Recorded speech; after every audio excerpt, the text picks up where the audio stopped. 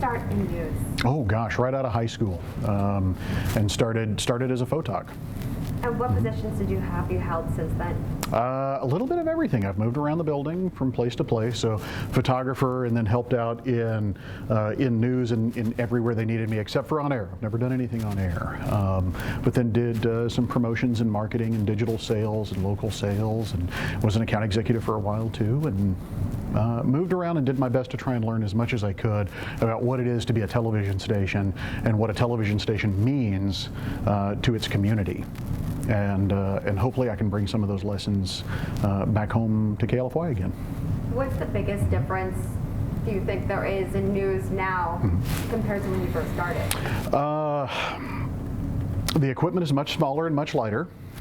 The reach and the speed at which news is delivered to an audience is much faster, and a lot of that is because of the advent of all of the digital media. So websites and social media and streaming video, all of that has created a much faster workflow that you have to be in today, which is sometimes the story, it's not going to wait until 5 o'clock.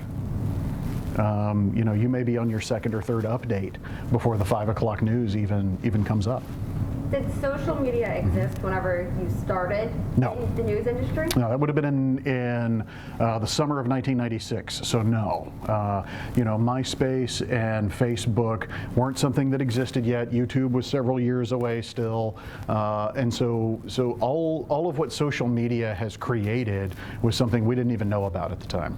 When did you start to see social media creep into the news industry?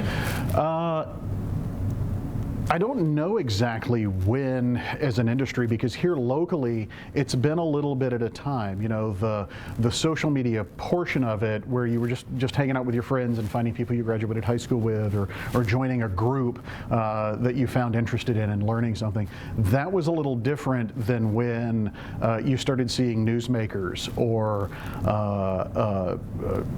you know, elected officials going on to social media to share information.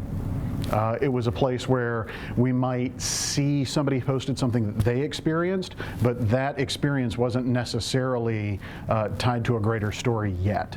And so it's been over time as these platforms have matured and people have gone in and built new profiles and learned where kind of their place is and what they can say and what they can't say and what their followers find interesting. That's when you started seeing social media be something that becomes an actual legitimate news source instead of just a place to begin thinking.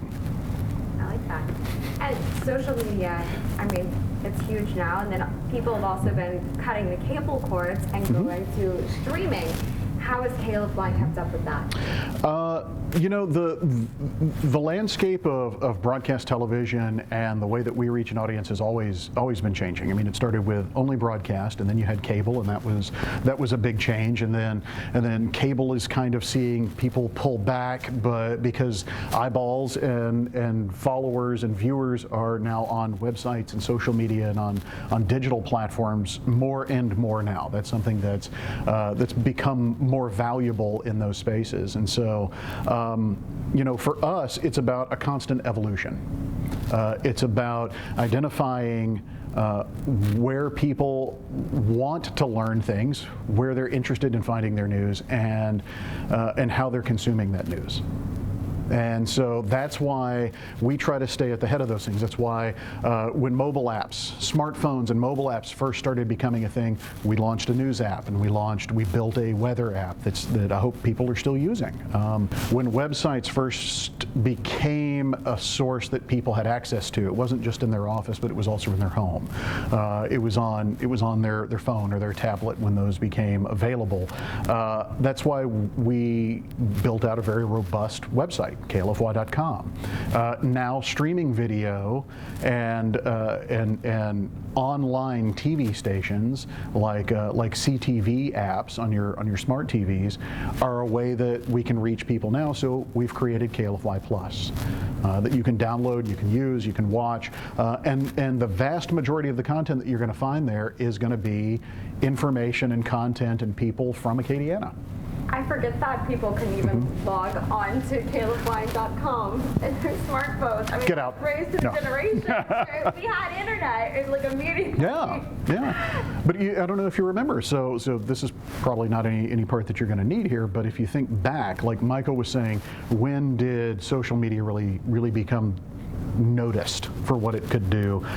Think too, Black Friday in November used to be the big day for shopping. And that was it, because you were off on Thursday. People got out, they were off of work on Friday, but they would go shopping. They do a lot of their Christmas shopping on that Friday right after Thanksgiving, because that was when they had deals and they could get coupons and everything was great. And then websites became more and more accessible. You had a computer in your home, not just at your desk in your office, or the internet at your office was better. And so then you had Cyber Monday.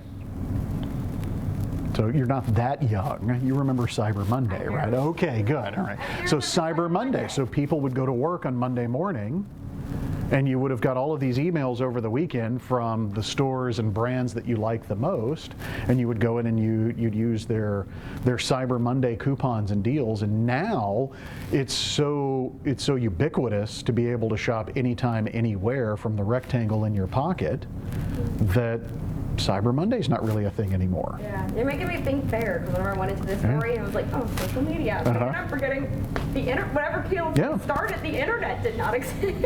Oh yeah, 70 years ago there was no internet, there was no intranet, there was nothing. It was the only way that you reached people with information was the newspaper, the radio station, and the TV station. And that's good, because as a news source, social media can be very valuable, but as a news source, it's not vetted. You don't know what's real and what's not. You don't know, especially now in a time where AI, video and audio and photographs look really convincing, but they're a complete fiction. Who's there to make sure that this is real? Who's there to make sure that what you're hearing and what you're being told is true? We are. And anybody can go film something or interview somebody, throw it online, and say you're a journalist. Right, right, and it looks legitimate. Yeah. But you went to school. You've had years of practice and on the job training and boots on the ground training, where you know how to sniff out this doesn't seem quite right, or you know who to go to who can give you the right information and tell you what's true and what's not, what's happening in the moment. Whereas anybody has access to social media and they can say anything they want. And that has a place, but it can also be very dangerous. And that's why there's never been a time where it's more important for us to be good at what we do and to earn the trust of the viewers and the people of Acadiana. And that's what we want to do every day. And we want to be there for them on KLFY. We're 10.1 on your rabbit ears, and we're on your cable system, and we're at KLFY.com, and we're on your phone with an app, and we're on your smart TV with KLFY Plus. I think that was a perfect. That was the one you wanted? Okay. Stop, unless there's anything else that you want to say. No thanks. I didn't